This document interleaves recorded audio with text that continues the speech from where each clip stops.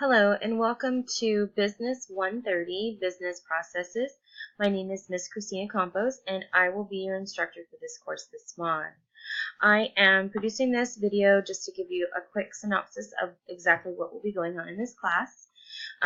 First of all, I want to talk about a few important links and then we'll jump into the course information.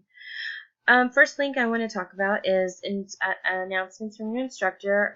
I will be posting announcements here pretty frequently. I at least try to do them for the Wednesday cluster of classes and for the assignments and for the Sunday cluster of assignments, just so that if there's any questions, things like that, I like to cover the information there. So I highly recommend that you check your announcements daily. The next link is your course syllabus. If you have the capabilities to print that out, that'd be wonderful. If not, you can just click right to it, download it. It will download at the bottom of your screen. You will then open here. You'll just click that, and it'll be a Word document right there in your hand. So then here, this link is shake hands and meet your instructor. It's really, really important that I require all my students to do this just because it's very good information. You'll come to meet new people, and it's nice to just know who your classmates are. The next link is raise your hand for help or additional information. This link is very, very important. So if a question does come up about an assignment, a requirement, something they may have missed, whatever the question may be, I will definitely be checking that daily. Although sometimes I've seen that other students can help other students, and you guys can kind of help each other, which is absolutely fine with me. Whatever works is fine.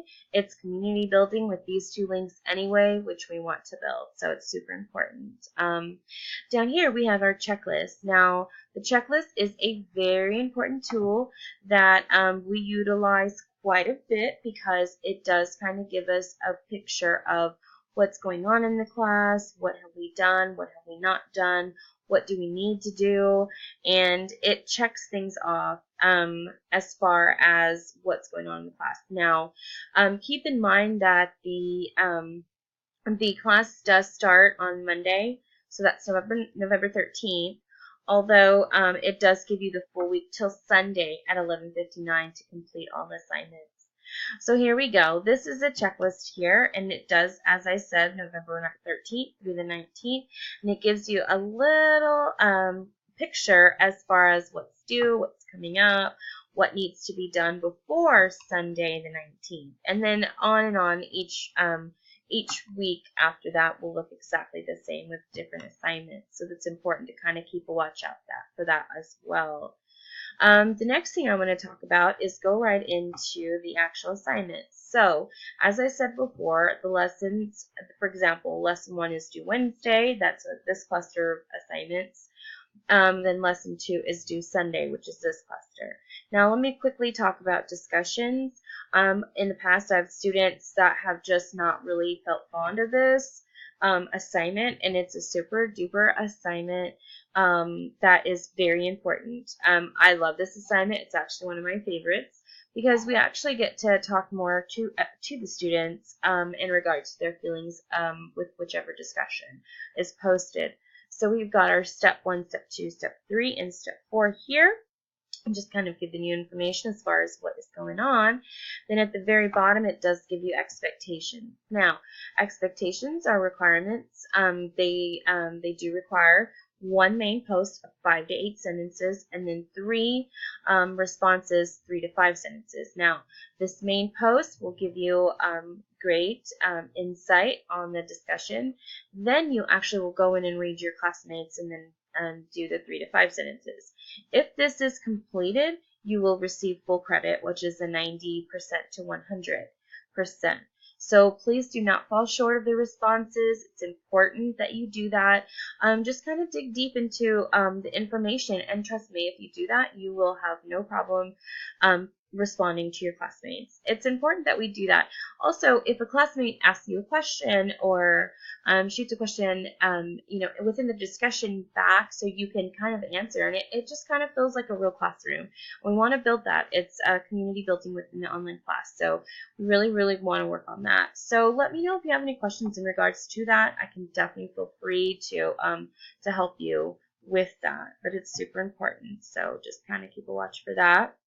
And try not to fall short of those discussions, because in essence it will bring your grade down, and that's not something we want to happen. So here we go into assignment 1.